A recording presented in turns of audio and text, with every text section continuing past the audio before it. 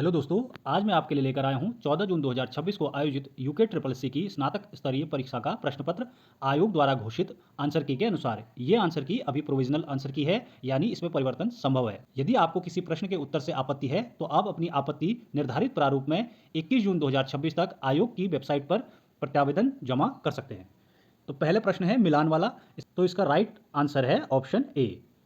Next question, यदि अंग्रेजी वर्णमाला को दो हिस्सों में नेक्स्ट क्वेश्चन, यदि अंग्रेजी वर्णमाला को दो बराबर हिस्सों में विभाजित किया जाता है और पहले भाग का क्रम उलट दिया जाता है, इस व्यवस्था में सभी स्वरों को हटाने के बाद कौन सा अक्षर ठीक बीच में होगा? तो इसका राइट आंसर है ऑप्शन बी एन। तीसरा सवाल है, कुमाऊं के चंद राजाओं द्वारा लिया जाने वाला कर कटक किसके लिए लिया जाता था? तो इसका राइट आंसर है ऑप्शन बी सेना के लिए लिया जाने वाला कर। क्वेश्चन नंबर 4 है, यहाँ पर युग और भूवैज्ञानिक घड़ी के बारे में स्टेटमेंट लिखा हुआ है, तो इसमें आयोग ने दोनों कथनों को सही माना है, तो इसका राइट ऑप्शन है ऑप्शन डी। नेक्स्ट क्वेश्चन है, चांचरी है, इसका राइट आंसर है एक नृत्य गीत। क्वेश्चन नंबर 6, 1960-61 में गहन कृषि जिला कार्यक्रम के लिए पायलट परियोजना हेतु कितने जिलों का चयन किया गया था? तो इसका राइट आंसर है 7 जिलों का चयन किया गया था। नेक्स्ट क्वेश्चन, क्वेश्चन नंबर 7 जो है ये रीजनिंग का एक सवाल है।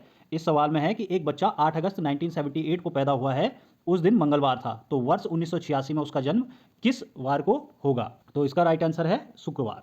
ठीक है। क्वेश्चन नंबर 8, निम्नलिखित में से किसने शिक्षा हेतु टिहरी में कैम्पबेल बोर्डिंग हाउस बनवाया था? तो इसका राइट आंसर है ऑप्शन डी कीर्ति शाह। क्वेश्चन नंबर 9, प्रयाग स्तंभ लेख का लेखक हरिशण निम्न में से किस पद पर कार्य नहीं करता था? तो इसका जो उत्तर दिया गया है वो धम्म महामात्र पर दिया गया है। ठीक है। फिर क्वेश्चन नंबर 10 रीजनिंग का एक सवाल है, तो इसका राइट आंसर है ऑप्शन बी। फिर उत्तराखंड जीके का एक सवाल है, स्यूरा और प्यूरा के गीत कूर्मांचल में प्रसिद्ध हैं, यह दोनों शब्द किसके अपभ्रंश माने जाते हैं? तो इसका राइट आंसर है ऑप्शन सी सिकंदर और पोरस। भारत में 11वीं पंचवर्षीय योजना के अंतर्गत किस क्षेत्र में सबसे अधिक परिव्यय किया गया? तो इसका राइट आंसर है ऑप्शन ए ऊर्जा। चंपावत के राज दरबार में बक्सी यानी सेनापति के रूप में कार्यरत नीलू कठायत को असाधारण वीरता के लिए रौत के रूप में प्रदत्त की गई थी, तो इसका राइट आंसर है ऑप्शन बी माल में 3 ग्राम। क्वेश्चन नंबर 14 में आपने देखना है कि कौन सा जो कॉम्बिनेशन है वो फिट नहीं बैठ रहा है, तो इसमें ऑप्शन डी जो है भोलादत्त देवरानी मलूथा की कुल, ये वाला ऑप्शन आयोग ने सही माना है।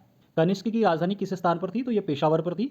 निम्न में से किस जिले की सीमाएं उत्तराखंड राज्य में सबसे कम जनपदों को स्पर्श करती हैं? तो इसका राइट आंसर है हरिद्वार जनपद। भैरव घाटी निम्न में से किन नदियों के संगम पर है? तो इसका राइट आंसर है ऑप्शन डी भागीरथी एवं जानवी। उत्तराखंड के संदर्भ में निम्नलिखित में से किस राज्य सत्ता के अधीन दिव्य न्याय गोलादीप तराजूदीप की अवधारणा अस्तित्व में थी? तो इसका राइट आंसर है option C Gorkha. Next question है, पाराम्बिकुलम परियोजना एक संयुक्त उपक्रम है, तो इसका राइट आंसर है तमिलनाडु और Kerala, option C. Next question है, निम्न में से किस हिमालयी राज्य का क्षेत्रफल उत्तराखंड से अधिक है? तो इसका राइट आंसर है हिमाचल प्रदेश। अगला सवाल है, ये रीजनिंग का एक पिक्चर वाला सवाल है, इसका राइट आंसर है ऑप्शन डी। नेक्स्ट क्वेश्चन में फिर से सुमेलित वाला सवाल है। आपको पता है अस्कोट पिथौरागढ़ में है, कफनी बागेश्वर में है, सोना नदी पौड़ी में है, तो इसका राइट आंसर है option B. The hill dialect of the Kumaon division के लेखक हैं पंडित गंगादत्त उप्रेती। अंतर्राष्ट्रीय संगठन क्वाड कौन सा देश इसका सदस्य नहीं है? तो इसका राइट आंसर है चीन। चीन क्वाड का सदस्य नहीं है। उत्तराखंड के किस लोक नृत्य के अंतर्गत गुजरात के गरबा की झलक दिखाई देती है? तो इसका आंसर दिया गया है आयोग द्वारा चौफला। किसकी अध्यक्षता में सन 1883 में अल्मोड़ा में इल्बर्ट बिल के समर्थन में सभा का आयोजन किया गया? तो इसका राइट आंसर है बुद्धि वल्लभ पंत। केंद्रीय कर प्रणाली में सुधार हेतु समिति का गठन किया गया? तो इसका राइट आंसर है ऑप्शन डी चेलैया समिति।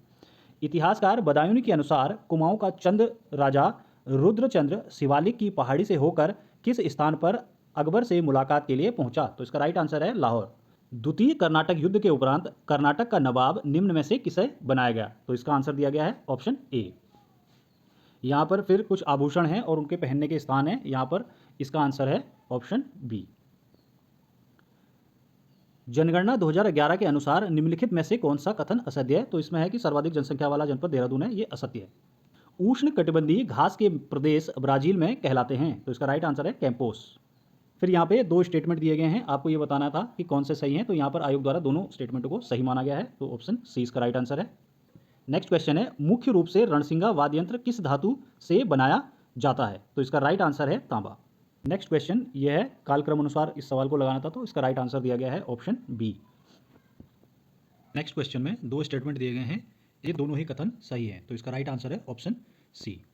39 क्वेश्चन नंबर है, आनंद आरके और सुपर्ण शर्मा ने निम्नलिखित में से किस श्रेणी में प्रतिष्ठित पुलित्जर पुरस्कार जीता है, तो इसका राइट आंसर है ऑप्शन बी। अगले सवाल में भी दो स्टेटमेंट दिए गए हैं, ये दोनों ही सत्य हैं, इसका राइट आंसर है ऑप्शन डी। हारुल नृत्य का संबंध किस जनजाति से है, तो इसका राइट आंसर है जौनसारी यानी ऑप्शन ए। निम्नांकित में से कौन सा नंदा देवी राजजात यात्रा के मार्ग में पड़ने वाला अंतिम गांव है, तो इसका राइट आंसर है ऑप्शन सी वाण।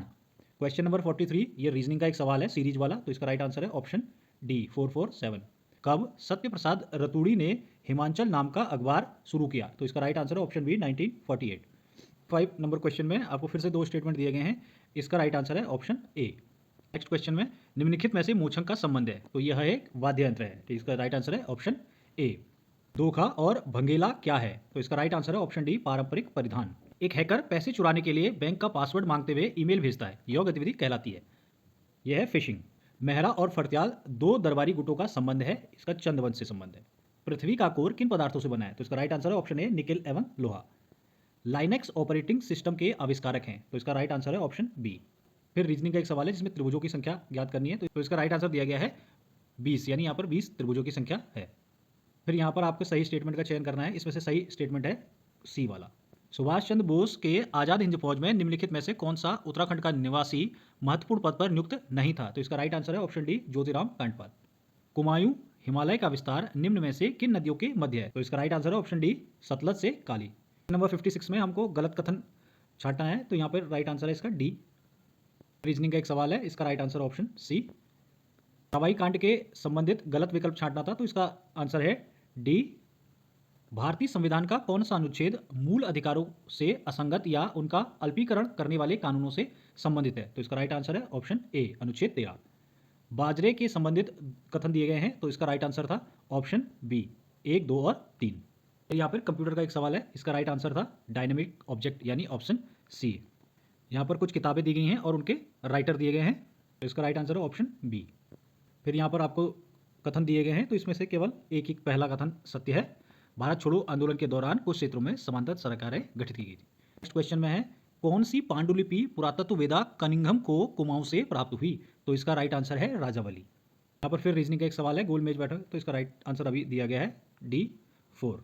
फिर यहाँ पर एक करंट अफेयर का सवाल है, प्रतिष्ठित विटली पुरस्कार 2026 जीता है, तो इसका राइट आंसर है ऑप्शन सी।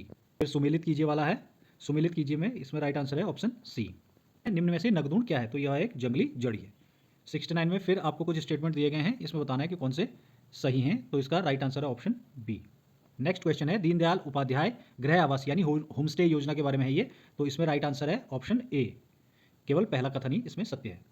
भुगतान संतुलन में चालू खाते के संतुलन में सम्मिलित है, तो यहाँ पर राइट आंसर है ए और बी दोनों। ये इकोनॉमिक्स का एक सवाल था। फिर सुमेलित कीजिए सवाल है, यहाँ पर पत्र पत्रिकाएं दिए हैं और उसके संपादक दिए गए हैं, तो इसका राइट आंसर है ऑप्शन सी। लाखू उड्यार प्रसिद्ध है, यह है आपका शैलाश्रय चित्र के लिए ऑप्शन बी। लेनिन की 3 मांगों को युद्ध समाप्त किया जाए, सारी जमीनें किसानों के हवाले की जाएं और बैंकों का राष्ट्रीयकरण किया जाए, इसे जाना जाता है अप्रैल थीसिस के नाम से। फिर यहाँ पर एक करंट अफेयर का सवाल है, तो इसका राइट आंसर है डी। फिर रीजनिंग का सवाल है, इसका राइट आंसर भी है ऑप्शन डी। उत्तराखंड के निम्नलिखित में से किस व्यक्ति ने हाल ही में अंटार्कटिका की सबसे ऊंची पर्वत चोटी माउंट विल्सन पर चढ़ाई की है, तो इसका राइट आंसर है कविता चंद यानी ऑप्शन बी। फिर रीजनिंग का एक सवाल है, यहाँ पर इसका राइट आंसर दिया गया है ऑप्शन सी।